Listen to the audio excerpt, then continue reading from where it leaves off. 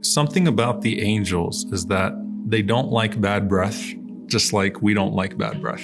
And so you know the feeling of when you're at the masjid and you're praying some sort of salah, tarawih usually, or something after iftar, and you can smell the breath of someone next to you, whether it's morning breath or the breath of whatever they ate that night, and the odor of it comes out.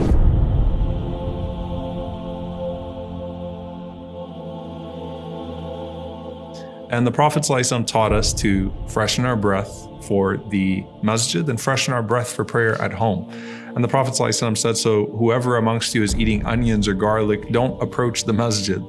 Because he said, sallallahu alayhi wa sallam, فَإِنَّ الْمَلَائِكَةَ تَتَأَذَّى مِمَّا يَتَأَذَّى مِنْهُ بَنُو آدَمَ. That the angels are offended by what offends the children of Adam, meaning they don't like the smell of it, just like the children of Adam don't like the smell of those things. So make sure that you brush your teeth and make sure that you freshen your breath. And the Prophet ﷺ used to freshen his breath. He used to use the siwak for every single meeting with his Lord, every single prayer.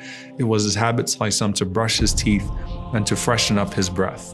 And that was his way of preparing for that moment, that event of being in that conversation with Allah subhanahu wa ta'ala in prayer and in supplication. Imagine if we did that, not just for our hygiene, but our spiritual hygiene, every single time we went to the prayer.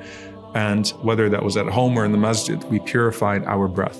One of my favorite ahadith of the Prophet ﷺ in this regard, as it pertains to the angels, is that when a person stands, the Prophet ﷺ said, when a person stands to pray and they purify their mouth with the siwak, so they use a toothbrush or they use the siwak and they prepare their mouth for the salah. As they stand for the salah, the Prophet ﷺ said, an angel stands behind him and listens to his recitation, so we already know that.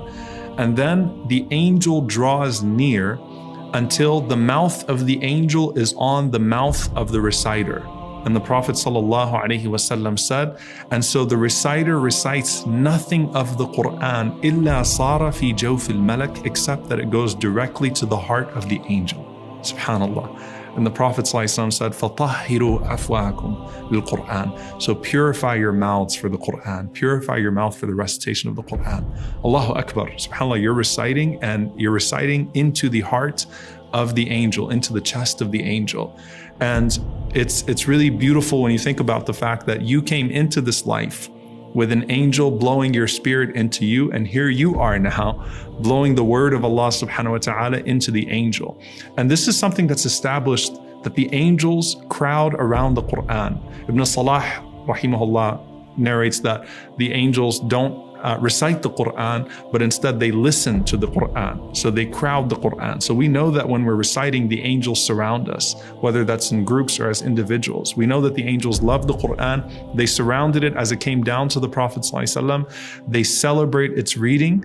But subhanAllah, think about that moment there. The next time you stand up to read, the great blessing that you have of the Quran, that even the angel wants to absorb the Quran from your mouth the way that you absorbed life through that angel.